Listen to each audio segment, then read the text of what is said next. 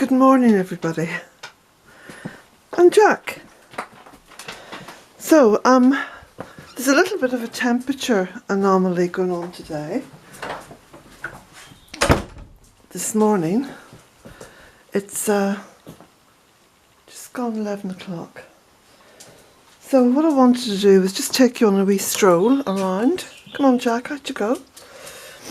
And I've got layers and layers of clothes on, but it's not too cold. And in fact, there's a kind of a strangeness, because I've been out this morning pulling up little plants from the driveway. See, I get lots and lots of little things seeding in the driveway, in the gravel. So I've got hebes and hypericum, and that looks like foxglove, perhaps, not too sure. A little pine tree, lots and lots of hypericum. But anyway, I set them there just a few minutes ago, and then I looked up and the mirror is completely misted on the outside, which means that the temperature's gone up quite a lot. And the mirror down there behind the egg chair is also misted. So that's interesting. I know the temperature is due to kind of rise a little bit. I mean, I've got about 4 layers of clothes on, topped by a big thick Aran jumper. This is one of my beautiful green hand knit Aran jumpers that I got in a charity shop in Sligo, by the way. But anyway, so what I'm going to do, seeing as the temperature has gone up a little bit and it's very comfortable to be outside, though it is a bit wet, but never mind, I thought I'd take you on a wee tour of just the woodlands and the driveway and the bird song. Listen to the bird song. So this is my laurel arch now, so you can see it's had an absolute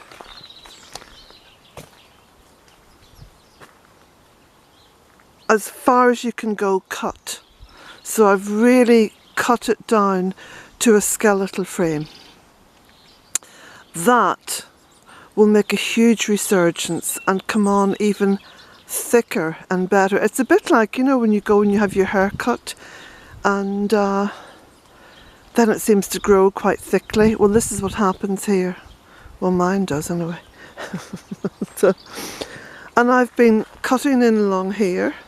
So a lot of the ribes which had died because it was so close to the apple tree, you know, it was competing.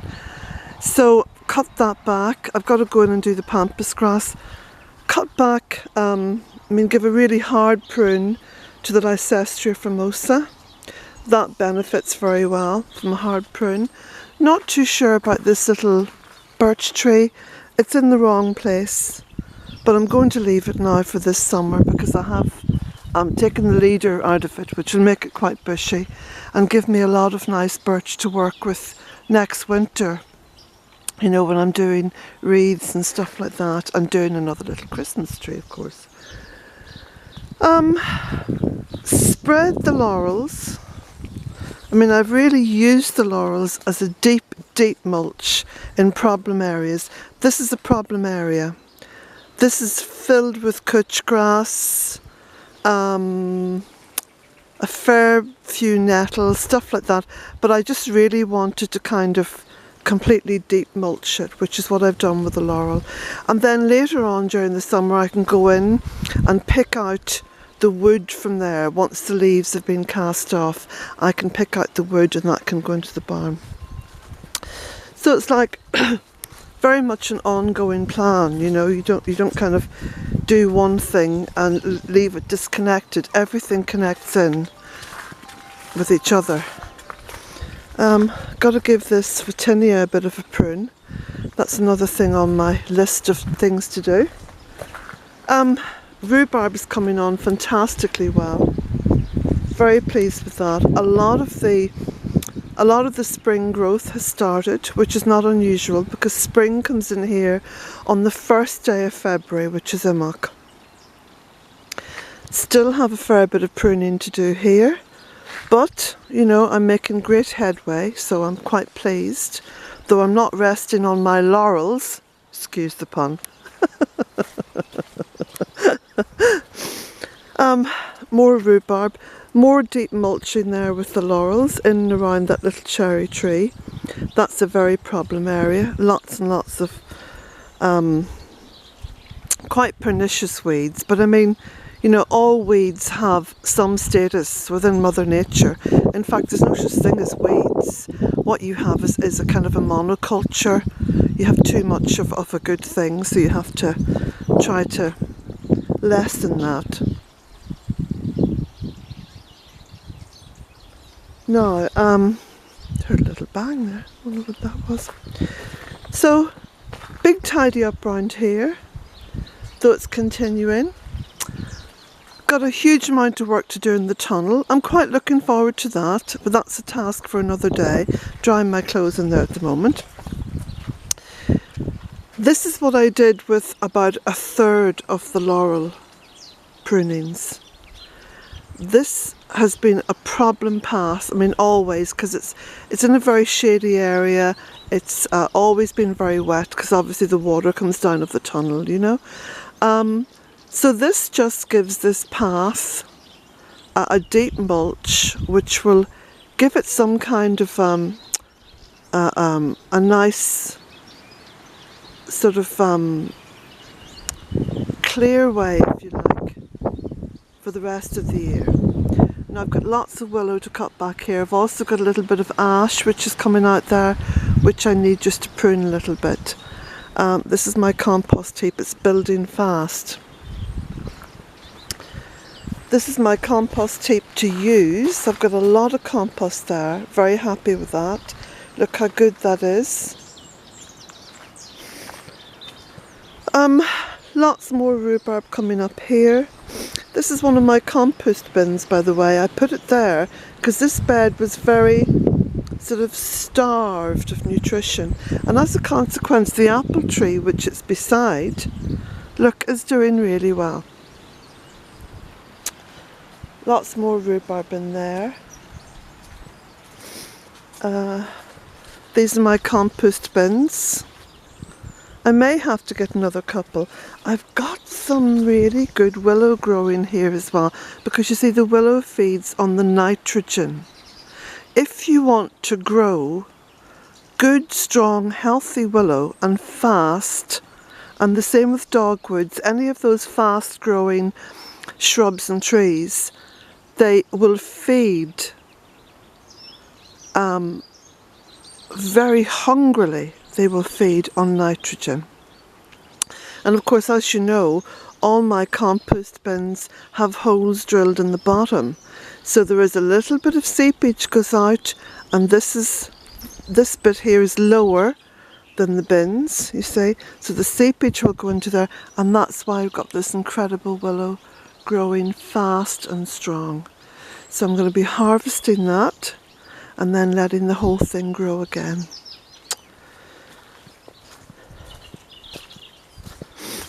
See, within permaculture and goddess permaculture, everything should be connected. There should be absolutely nothing growing in isolation or disconnection.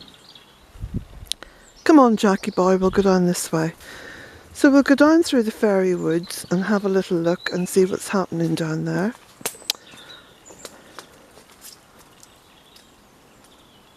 Still have my little chair in there. It's a little secret spot. It's lovely to sit in there and just look down into the fairy woods. You can see this lovely chasm which is opened up even further. And that's where the rowan tree is just pulling away. It's in that stone wall and it's pulling forward and forward as it grows bigger. So I've got this beautiful chasm which I love. It's a little secret place.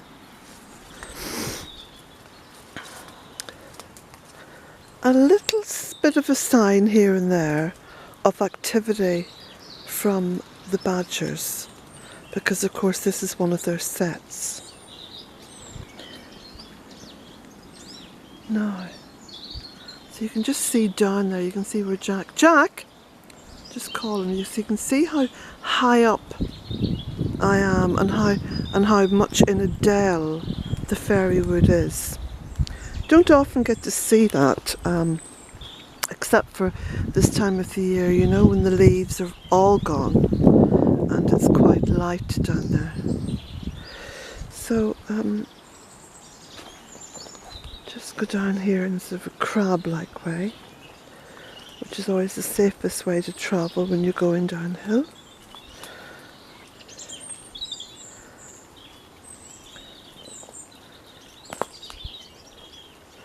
And still descending. So descending down, down, down into the fairy wood and looking back up there. And of course just listening to the bird song, which is magical.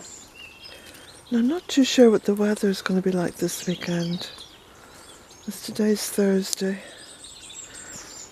I'll have to have a look, see what the forecast is like.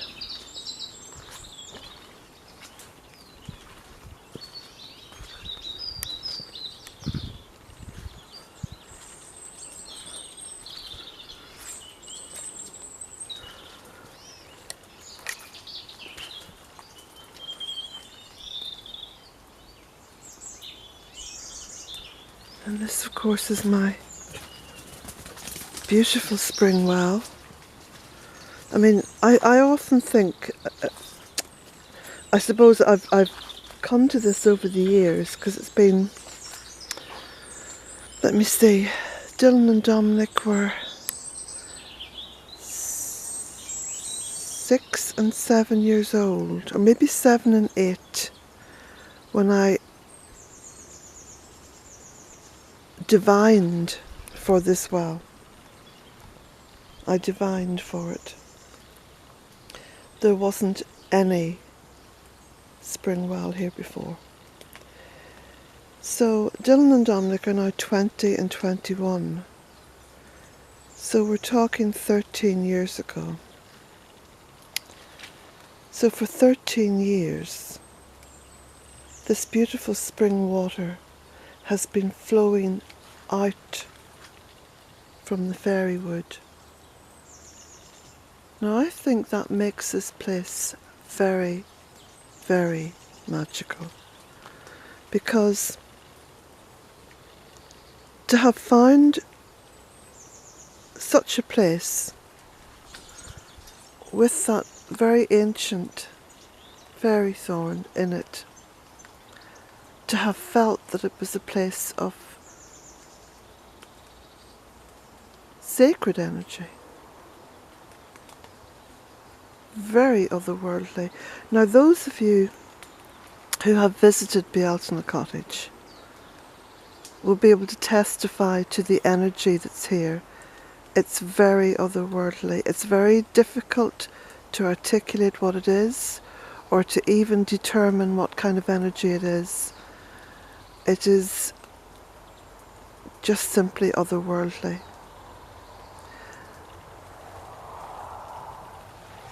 And then 13 years ago,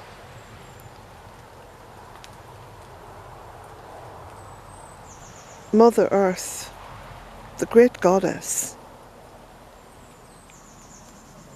almost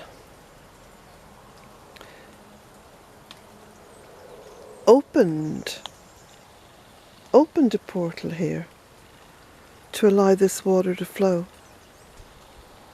The fact that I divined for it is neither here nor there.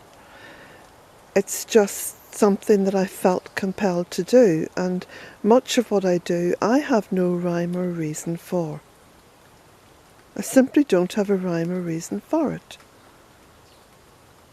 It's like yesterday. There I was, feeling very passionate and quite angry about what plastic was doing and how we were being fooled into buying stuff, and, you know, it made me feel, well, angry. Okay. Then I went into town to drop things off at the charity shop, and look what presented itself to me. such beautiful things. With nothing to do, nothing to do with the corporation and all that nonsense. So, and it's not coincidence. There's been too many coincidences now to call it coincidence. In fact, coincidence is a ridiculous word. It's a word that doesn't have any real meaning. It's a word that we use to try to stop ourselves from thinking outside of the box, outside of the matrix, you know.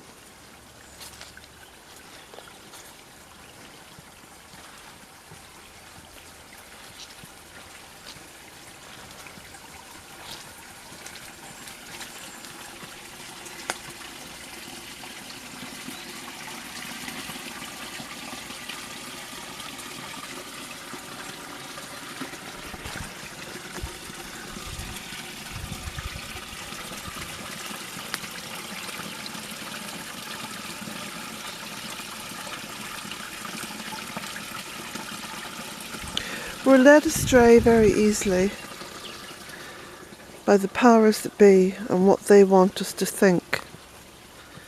And so we spend much of our lives failing to engage with the one thing that is real, and that is Mother Earth. And all the stuff that we can't explain, that's just as real.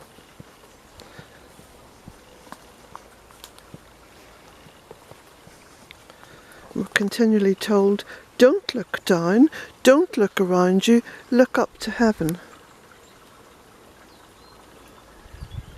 And then we scoff at people who believe in myths and folklore. It's such a nonsense. And we're convinced that we have to go out to the corporate places in order to satisfy our need to accumulate more and more. Well, here's something to think on.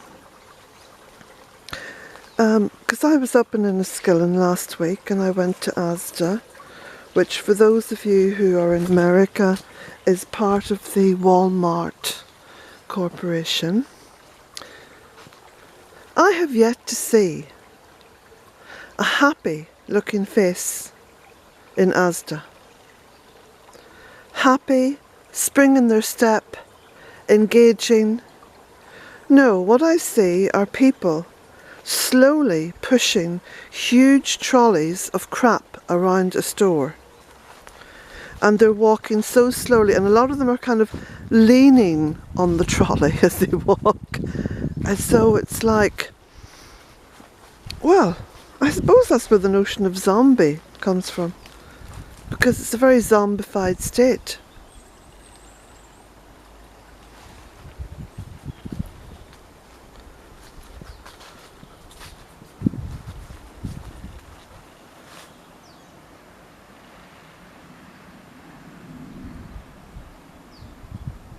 My word, but it's beautiful.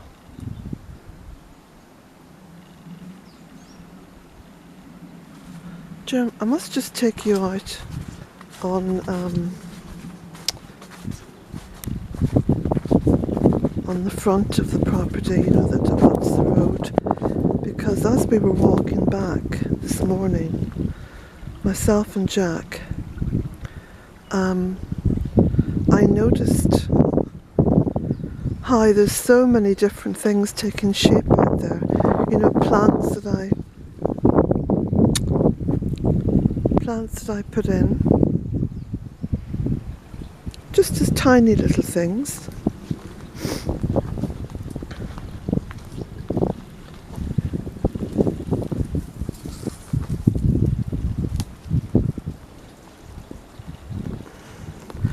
Go up this way and then go out onto the driveway.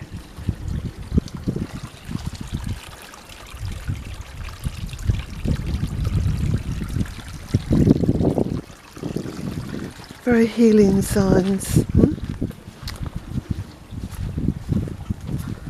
Very very healing.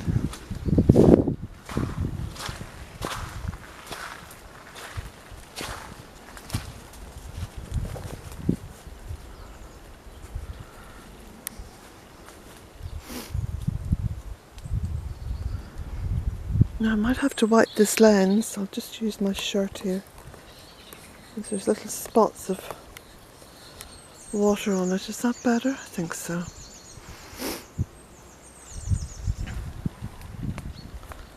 Okay.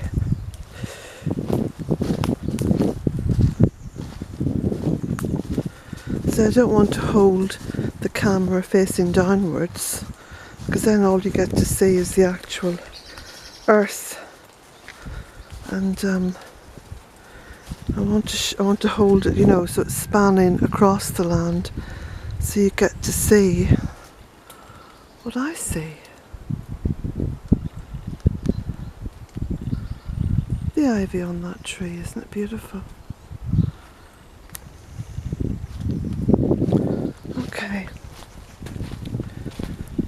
Now, it's spitting with rain a fair bit, so I might not go out onto the road frontage, because the lens is just going to be spotted with water.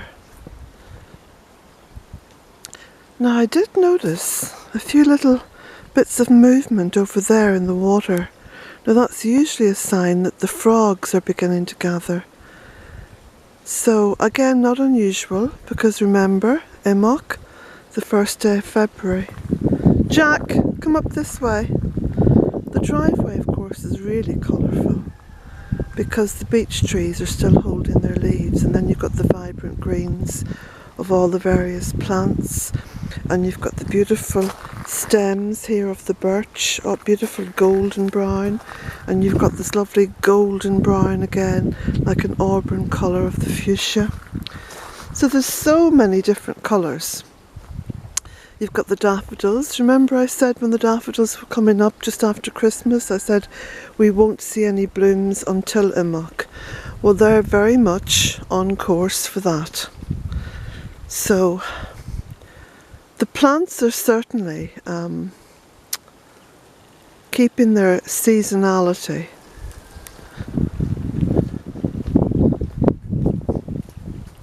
I'm going to walk back up. Yes, Jack, it's just got a wee bit too wet now. My Aran jumper will be absorbing this mizzle, which is fast turning into a drizzle. Look at these colours. They're fabulous. And all the little bits of box that I put in, look, along the driveway. They're really showing themselves.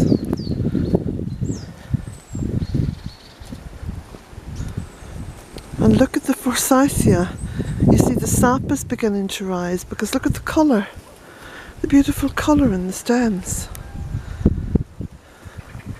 That's like an ash blonde. No, maybe a strawberry blonde.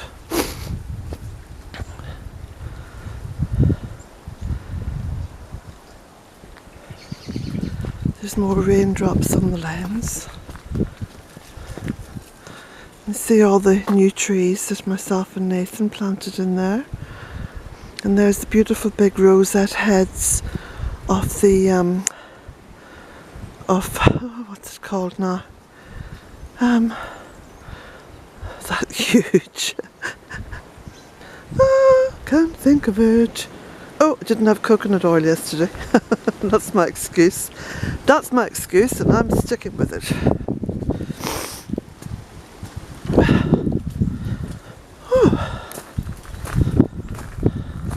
You see where I've put lots of oats along here?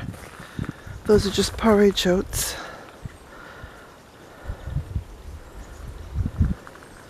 And the keys are in the back door. So I'll go around to the back. All those wee birds flying out of there.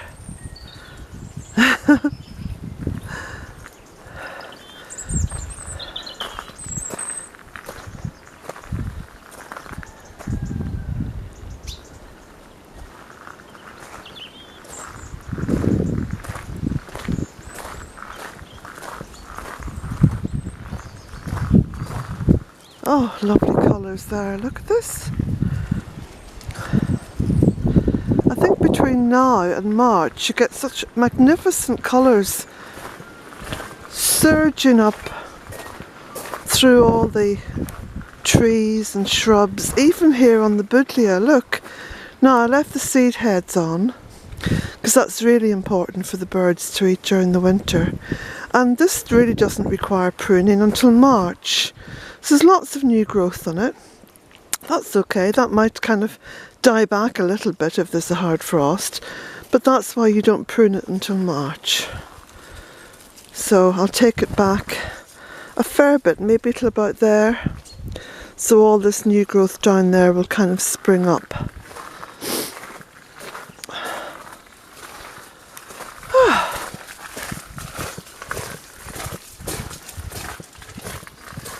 You can see how the shreddings are beginning to colour down now. So, there we go.